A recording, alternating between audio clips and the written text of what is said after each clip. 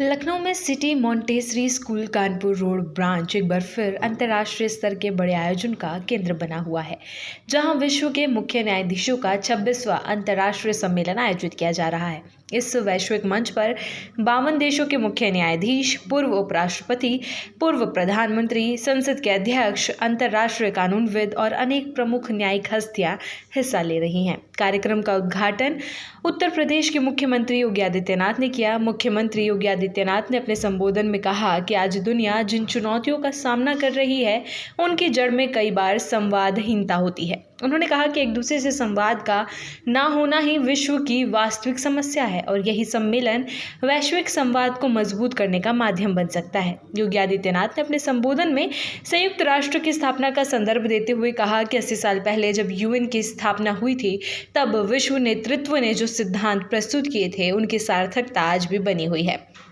परंतु अब उन सिद्धांतों को वर्तमान वैश्विक संकटों के अनुसार विस्तारित करने की आवश्यकता है। मुख्यमंत्री ने कहा कि दुनिया आज जिन समस्याओं से जूझ रही है, उनमें साइबर सुरक्षा, पर्यावरण रक्षा, जलवायु परिवर्तन और वैश्विक आतंकवाद सबसे बड़ी चुनौतियां हैं। उन्होंने कहा कि हमें इन मुद्दों पर वैश्विक स्तर पर स्पष्ट और मुखर होकर कार्य करने की जरूरत है। योगी आदित्यनाथ ने एक पुरानी कहावत का उल्लेख करते हुए कहा कि यदि आज किसी दूसरे के घर में आग लगी है और कोई उससे बेपरवाह है, तो ये आग कल उसके घर तक भी पहुंच सकती है। कोविड महामारी इसका जीवंत उदाहरण है कि किस तरह एक देश की समस्या पूरी मानवता के लिए संकट बन सकती है। उन्होंने कहा कि दुनिया भर में डाटा चोरी की घटनाएं तेजी से बढ़ रही हैं, जो डिजिटल युग में एक गंभीर खतरे के रूप में उभर रही है।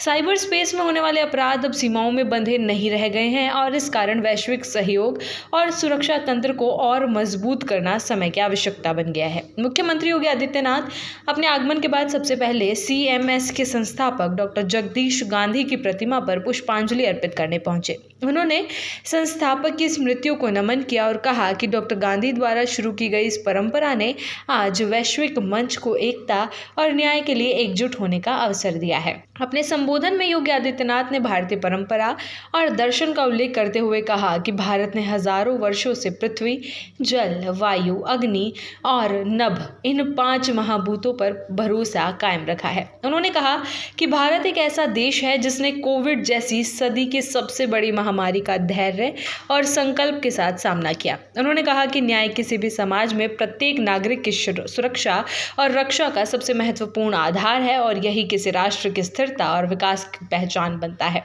मुख्यमंत्री ने कहा कि दुनिया भर में कुछ शक्तियां अपना वर्चस्व स्थापित करने की चाह में अस्थिरता फैलाती रही है।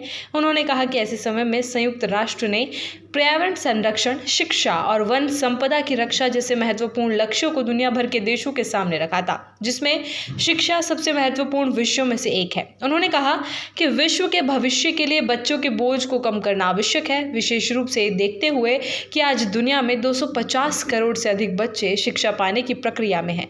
उनके बढ़ते बस्तों का बोझ कम करने के लिए वैश्विक स्तर पर ठोस प्रयास होना चाहिए, ताकि बच्चों की शिक्षा अधिक रचनात्मक, सहज और प्रभावी बन सके। योगी आदित्यनाथ ने कहा कि उत्तर प्रदेश देश का सबसे बड़ा राज्य है और उसकी राजधानी लखनऊ में इतने बड़े वैश्विक व्यक्तित्वों का आगमन अपने आप में एक सम्मान है। उन्होंने कहा कि भारत सदियों से वसुधैव कुटुंबकम की भावना को जीता आया है और पूरी दुनिया को एक परिवार के रूप में मानता रहा है। उन्होंने ये भी कहा कि दुनिया का कोई मत, कोई मजहब या कोई संप्रदाय ऐसा नहीं है जिसे भारत ने संरक्षण और सम्मान ना दिया हो।